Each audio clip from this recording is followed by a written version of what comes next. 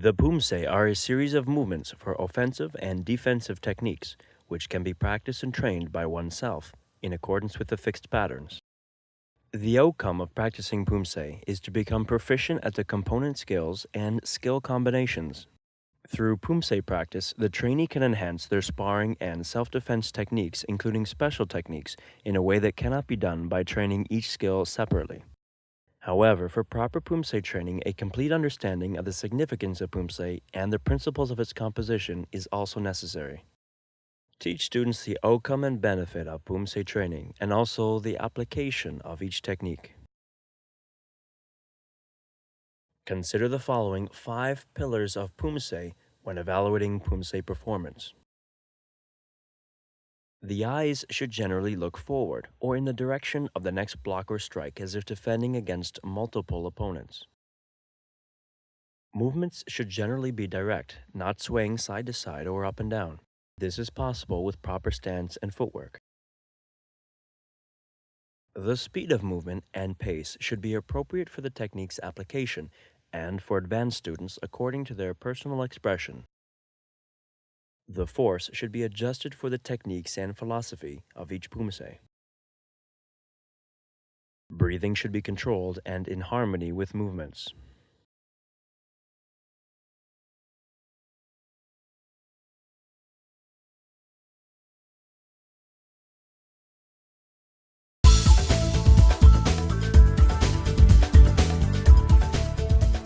The outcome of this skill is to stand in an attentive and respectful way.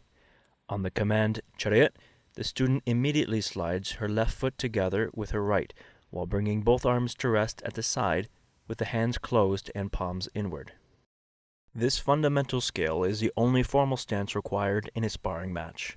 In this stance, the student should have an alert state of mind and must be quiet. Ensure the chin is down and eyes look toward the floor when bowing. This demonstrates respect for the sparring opponent, senior student, or instructor. Observing from the front, ensure the knees and feet are together, from toes to heel. The closed fists are at the sides, and the face and eyes are forward. The student's posture should be straight.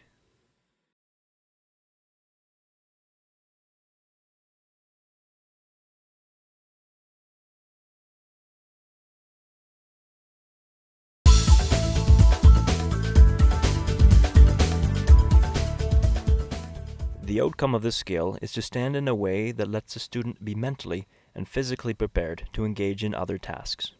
From attention stance, the left leg steps outward to enter ready stance.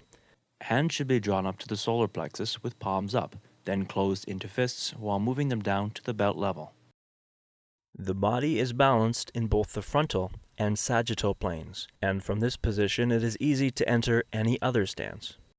Check that the legs are about 1 foot length apart, with the knees straight and the feet pointing forward.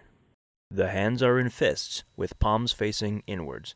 Hands are separated by 1 fist width and are 1 fist away from the body, just below the belt. The arms are kept ready by being slightly bent at the elbows. This skill is not physically challenging. However, a key performance factor is the student's mental state of mind. Remind the student that in this stance, they should be alert and ready, waiting for their instructor's next command. You can assess the student's mental state by watching their face. If their head and eyes are moving about, they are anxious and unfocused. Instruct them not to be concerned about other students and distractions, but to look straight ahead, stay quiet, and be ready to act quickly.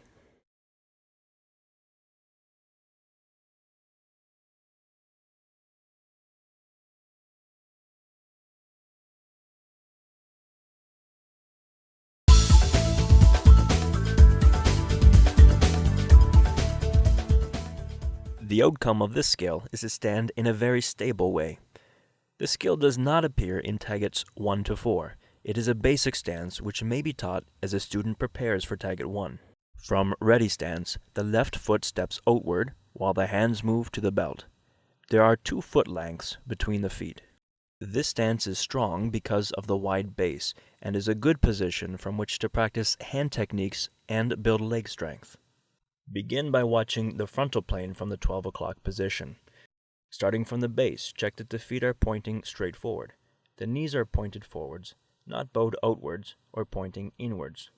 The stance width is equal to 2 foot lengths. By observing motion in the sagittal plane, you can easily correct common posture issues. The student must not lean forward or backwards. Keep their spine erect and aligned from the tailbone to the head. Next, notice if the fist is chambered properly on the hip with the palm upward. Moving to the 6 o'clock angle of observation, you can correct the arm position. The elbow should point directly backwards. Be mindful that especially for beginning students, this can be a tiring stance to hold for long periods. If students appear to lose focus or need reminding to bend their knees, they may be fatigued and should be allowed to rest.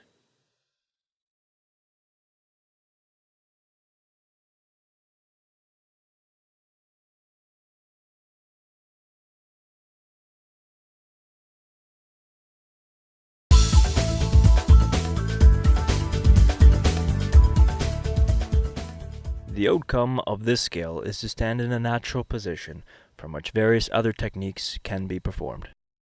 From ready stance, the student enters a right leg back walking stance by stepping back with their right foot. In this case, she is also performing a low block. In this natural stance, the feet should be positioned as they are when walking normally. If the student concentrates too hard on the stance, it becomes unnatural. Recognize this is a cognitive performance factor, meaning they do not understand the skill's outcome. Have them take a few steps forward and freeze in mid-stride.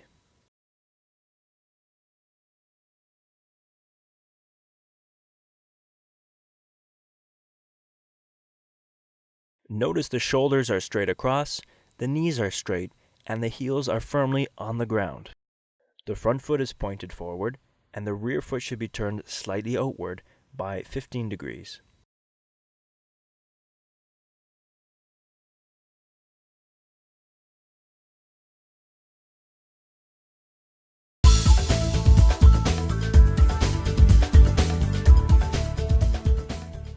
In long stance, also called front stance, the outcome is to stand in a stable way that permits powerful forward striking techniques. From ready stance, the student enters a right leg back front stance by stepping back with her right foot. In this demonstration, she is also performing a low block. Observe from the 12 o'clock position. Too narrow a stance will reduce lateral or sideward stability, so move the rear foot until the feet are about 1 fist width apart.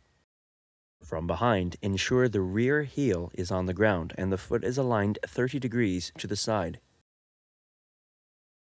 From this position, you can also correct the shoulders, making them straight across. Make sure the back knee is straight, the front knee is bent, and the torso is straight up and down.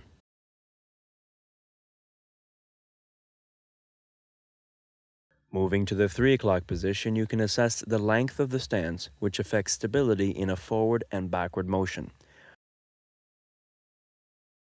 The length should equal 1.5 foot lengths.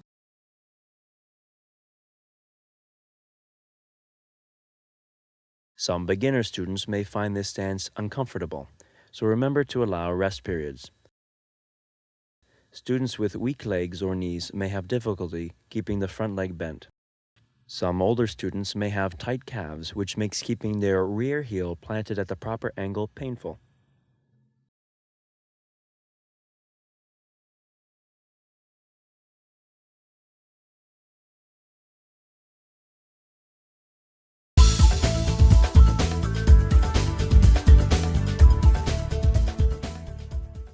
The outcome of this skill is to protect the lower body from a strike.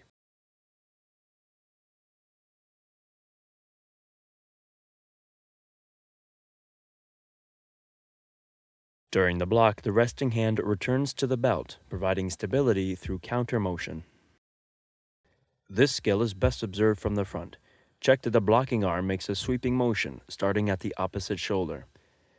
The fist of the blocking arm will end in line with the shoulder.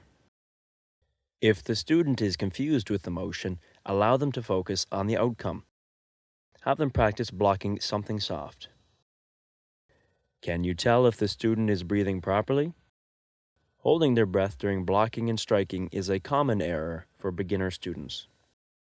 Remind them to kiap and explain the purpose or outcome.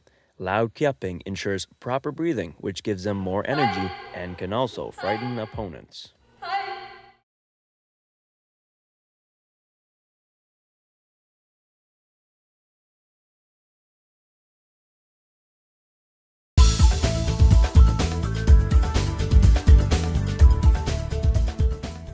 The outcome of this skill is to protect the torso from a strike. The blocking arm begins at the side of the body, with the fist at shoulder level. During the block, the resting hand folds down and returns to the belt, adding momentum to intensify the block. First, observing the front, ensure the motion has enough follow-through to effectively block the middle torso. Students can monitor themselves when looking in a mirror.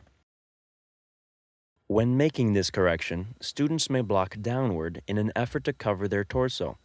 Asking them to lead the block with their elbow will maintain the sideways blocking motion.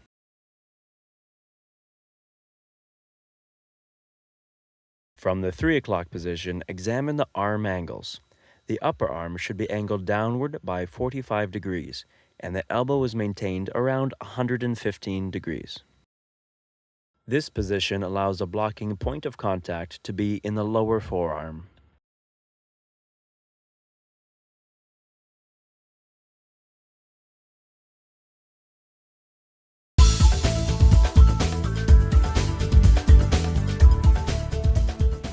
The outcome of this skill is to protect the head from a strike. The blocking hand begins crossed in front of the non-blocking hand. From directly in front, check that the blocking hand protects the entire head and does not obstruct the vision, but does not rise completely above the head. You can check from the side that the block is not too close to the head, but should be angled forward by about 30 degrees.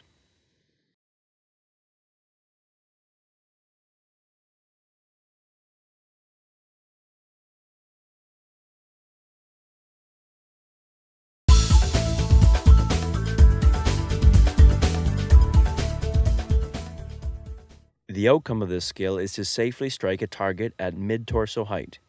Punching to the torso is the only hand attack permitted in WTF sparring. An important safety consideration is the punching fist position. Make sure the thumb is outside of the fist and that the knuckles are forward. Impact is made primarily with the main 2 knuckles. Check that the fist, wrist, and elbow are aligned to prevent wrist injuries. Punching can be performed to the 3 main targets: high, middle, and low sections with Olgol-jurugi, Momtan-jurugi, and area-jurugi. Students may appear to punch without focus and to the wrong targets. Remind them of the outcome and correct their aim for high, middle, or low target areas. High punch is targeted below the nose, middle punch to the solar plexus region, and low punch is slightly under the belt as it relates to the student in their current stance. Observing from in front, you will notice if the punches are off-center. The student can practice facing a mirror to also see this. Punching from walking stance, the upper body should be erect, straight up and down. Check that the resting hand is on the belt and that the shoulders are square across and not twisting. The beginner student will not always have proper fist position and wrist alignment, so do not let them punch anything hard or heavy.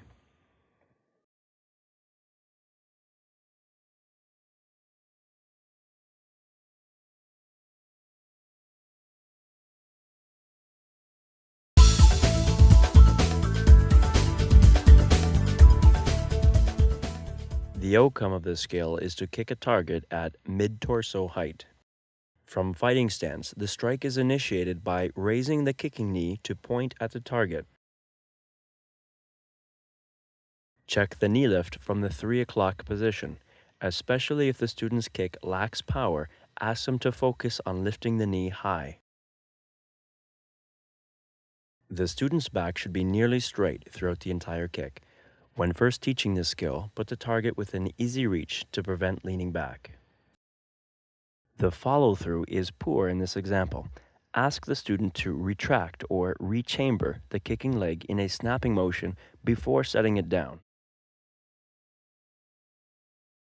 As with all kicking techniques, make the student aware of unnecessary head movement, such as turning the head forward or to the side. The eyes should look forward or towards the target. Now from the 12 o'clock position, make sure the leg lifts straight up without twisting the hips. When executing the kick in a sparring stance, the hand should be kept up and forward throughout the kick. For this kick, the foot is flexed forward and the toes are pulled up so that impact is made with the ball of the foot. This is a penetrating position for the midsection target. This is the most basic Taekwondo kick and the first learned by most students. Beginners may lack proper technique and understanding of the forces and motions involved, so don't let them kick anything hard or heavy.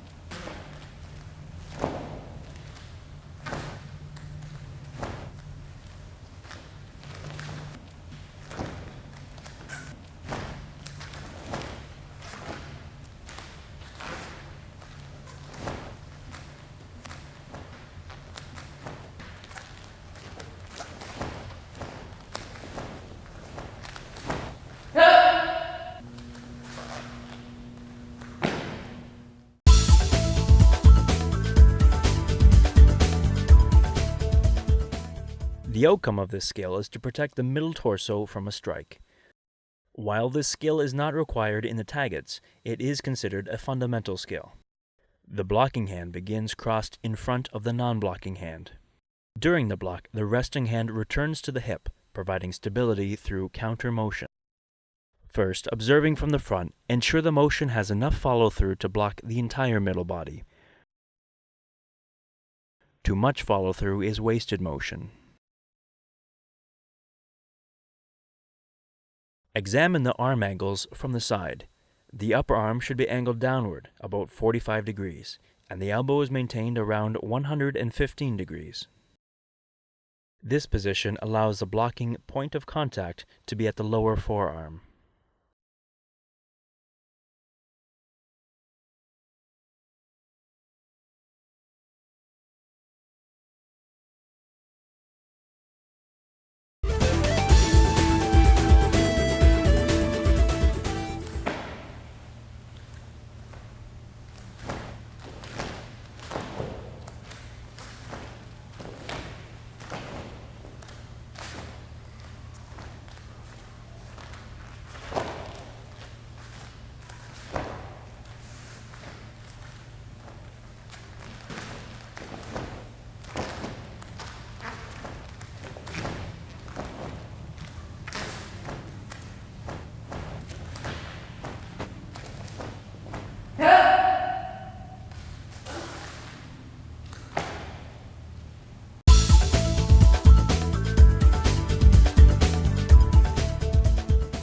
The outcome of this skill is to stand in a way that makes defensive techniques and moving backwards easier.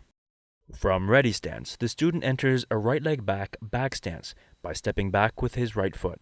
In this case, he is also performing a single knife hand block.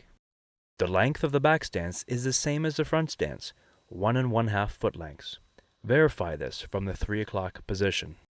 For mobility and safety reasons, the front knee must have a slight bend. The correct stance will place 2/3 of the body weight on the rear leg. Unlike the front stance, the shoulders are now angled to give the body a narrow profile. From the 12 o'clock position, you can check the foot alignment. The front foot faces forward, while the rear foot faces 90 degrees outward. The insides of both feet are on the same line, making this stance very narrow.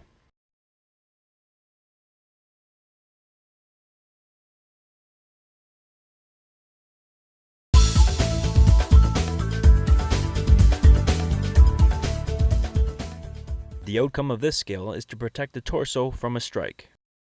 Here, the hand position is important. For both single and double knife hand block, the forearm and hand should be in a straight line. Ensure the fingers are tightly pressed together and with a slight bend. The thumb is partly tucked into the palm. Blocking is done with the blade of the hand from the tip of the little finger to the wrist. Examine the front arm from the 3 o'clock position. It should be bent similar to an inside-out middle block. Next, check the back hand, which should be resting on the belt.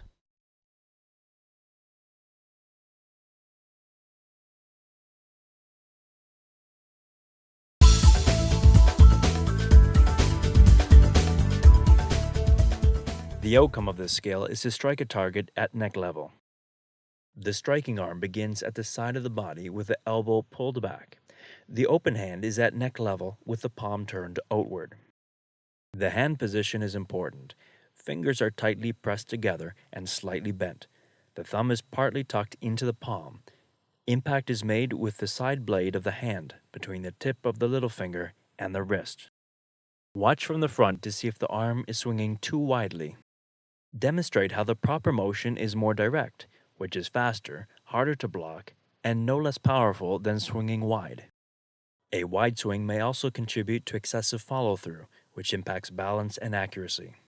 To correct this, the student should practice with speed and accuracy always in mind.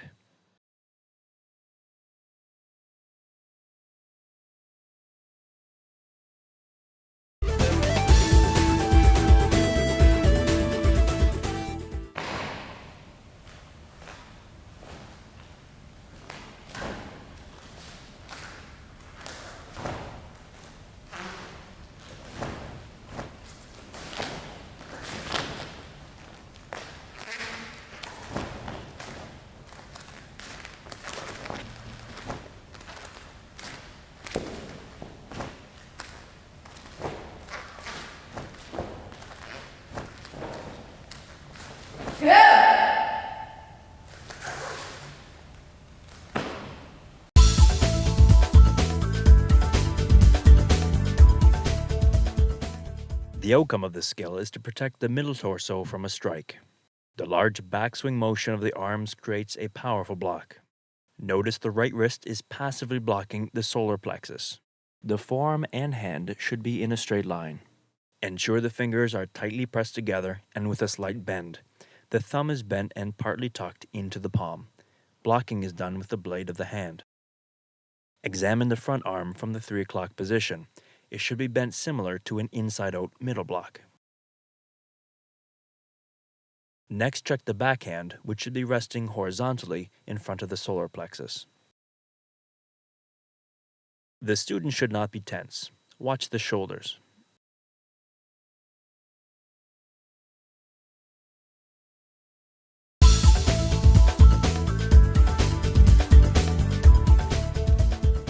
The outcome of this skill is to strike a soft target in a penetrating way.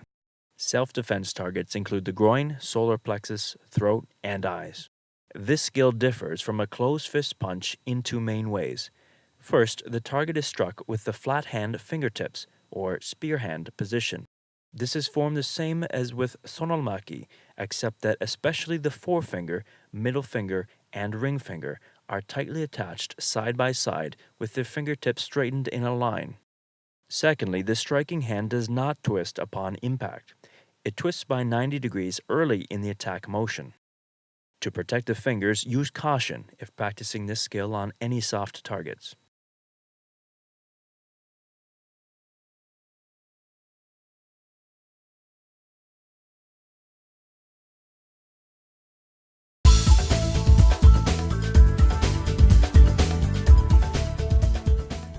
The outcome of this skill is to protect the head from a strike.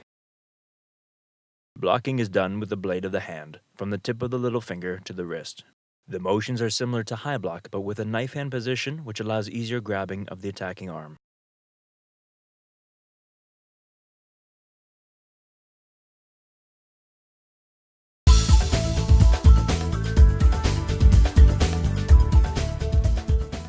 The outcome of this skill is to protect the middle torso from a strike. The motions are the same as with inner wrist body block. However, the blocking hand is now turned for the palm to face outward. From the side, make sure the wrist is straight, as if punching. The arm position is the same as inner wrist body block.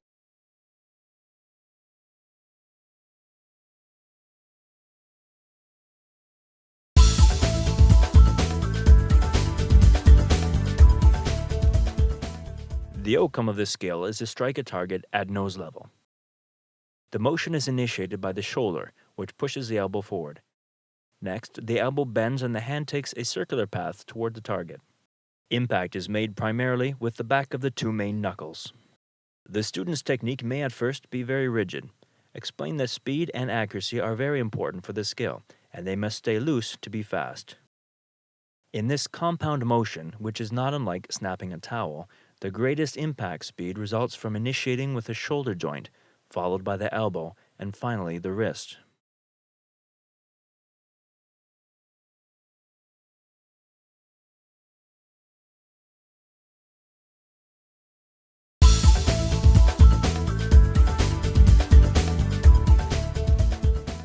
The outcome of this skill is to powerfully kick the front of a target. From fighting stance, the kick begins by raising the kicking knee and chambering it across the body. Throughout the side kick, the toes should be angled downward by 15 degrees. Contact is made with the heel and sole along the foot's outer edge. As with the roundhouse kick, make sure that pivoting is done on the ball of the foot and toes. A common error is kicking without fully chambering the knee, which prevents the student from striking an advancing target. This can be seen from the 9 o'clock position. Explain the chambering motion and place targets closer to force a correction. Next, observe from the front and make sure the kicking foot travels in a straight line from its chambered position to the target. If the foot takes a circular path, ask them to chamber their leg further across before kicking. Kicking towards a mirror will help them to correct.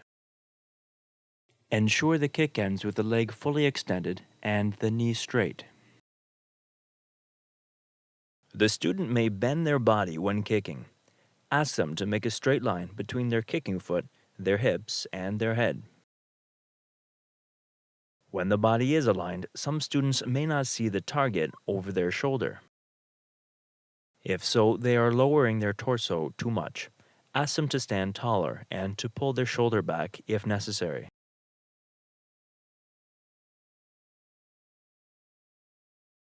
The kick will appear awkward and be less effective if the student over-rotates the hips, which can be seen by the knee and foot pointing downwards. In this case, the student is also failing to fully extend their kicking leg.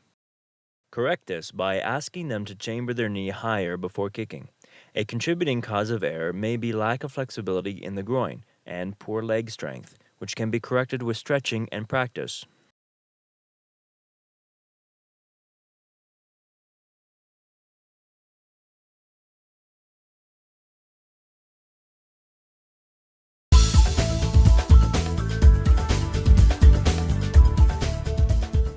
The outcome of this skill is to stand in a way that allows fast execution of attacking and defensive skills. From ready stance, the student enters a right leg back fighting position by sliding their right foot back and behind their left foot. At the same time, the hands are raised to guard the head and torso. The left hand should be forward and at the solar plexus height. The right hand is close to the chin. The knees should be slightly bent and the stride length should allow easy forward and backward motion. Watch from the front to see if the body is turned properly. The torso should be angled 45 degrees away from the front or more. Help them understand by showing how not turning the body enough exposes targets to the opponent. Turning the body properly will also align the feet to nearly a straight line, which improves attacking and defending speed. Both feet should be pointed about 45 degrees away from the front. Fighting position may feel awkward for some students. If they appear tense, remind them to loosen their shoulders, relax the arms, and keep the hands closed but only loosely clenched. A tense student may also hold their arms too close to their body. Show them how proper arm position will help them block and punch faster. Tenseness may also be caused by anxiety if the student is uncomfortable with the concept of fighting or sparring. Address their concerns and consider playing games in fighting position to help them relax. Variations in fighting stance among students are allowable to suit each student's personal style.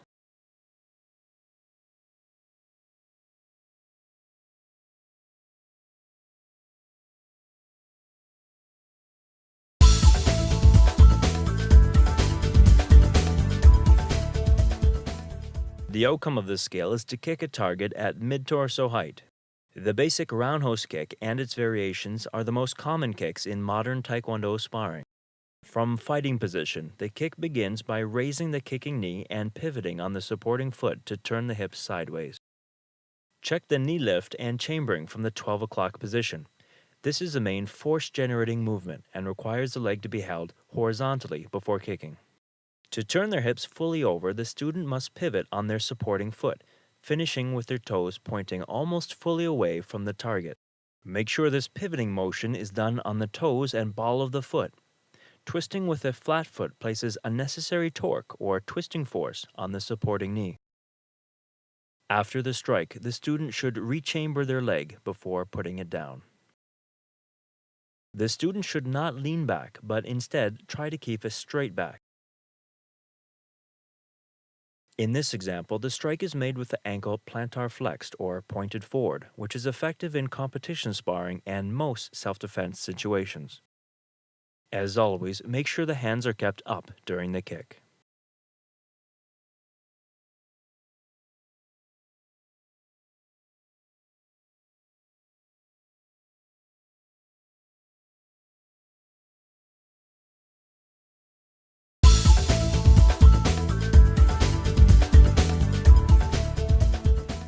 The outcome of this skill is to kick a target with a powerful downward foot motion. The drop kick, also commonly called axe kick, is frequently used in competitive sparring when attacking the face is allowed. From fighting stance, the traditional drop kick begins by swinging the straight leg upwards. Bending the knee on the upswing is an advanced variation. When used for self-defense, other targets include the collarbone, chest, and solar plexus. The sole of the foot is used to strike when sparring. For self-defense, the sole or heel may be used. The correct motion is a downward strike, which is best seen from the 3 o'clock position. Watch the kick from directly in front. For the basic drop kick, the leg should rise in the sagittal plane only, meaning there is no sideways motion. Let the student practice in front of a mirror to help them correct this. When landing the leg in front, make sure the foot touches softly with the knee slightly bent. This is a safety consideration to prevent knee and foot injury.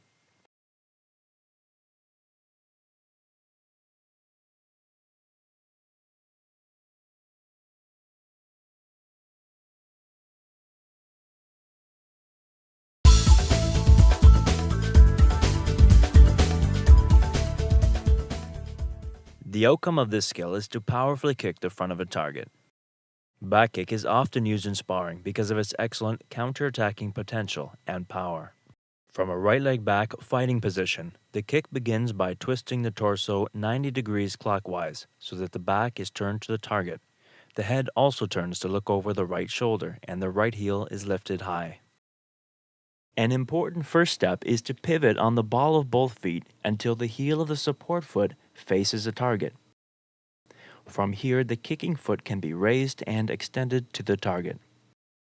Watch from the 9 o'clock position. If the entire chest is visible at the critical instant, the body is over-rotating.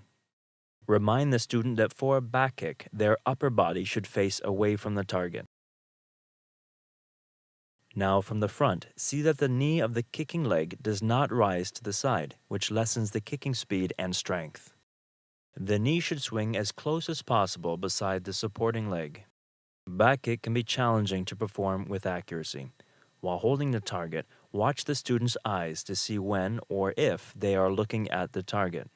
Ask them to turn their head sooner and further to get a better view of the target before kicking.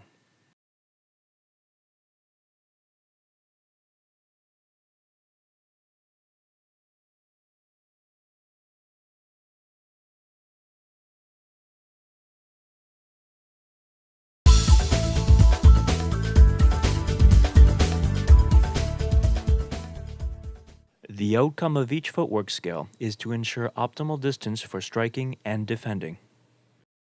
Remind students when practicing to keep their hands up and to move quickly with purpose and maintain good balance. Note that during actual sparring activities, glasses should not be worn as a safety precaution. The outcome of the advancing steps is to close space on the opponent in order to generate an attack. Ensure that the student's center of mass is lowered and always between the base of support to enable greater balance. For the lead leg stride forward, the student's front foot advances first by pushing off the rear foot.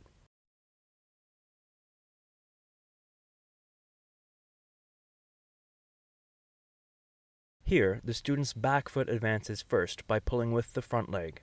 As the feet move, the student must quickly center his mass between the base of support and keep his knees slightly bent with weight over the balls of his feet.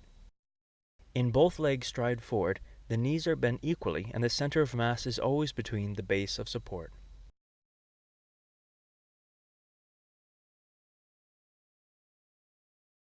For step forward, the knees are bent and the center of mass is transferred directly over the feet to maintain balance. Ensure that the feet do not cross, but return to fighting stance with each step. The outcome of the retreating steps is to increase distance from an opponent in order to evade an attack. For the lead leg stride backward, the student's front foot moves backward first by pulling with the rear foot.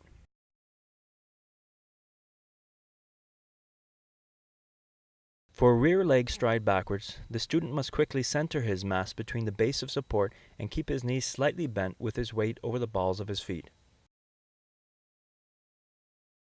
In both legs stride backward, the knees are bent equally and the center of mass is always between the base of support.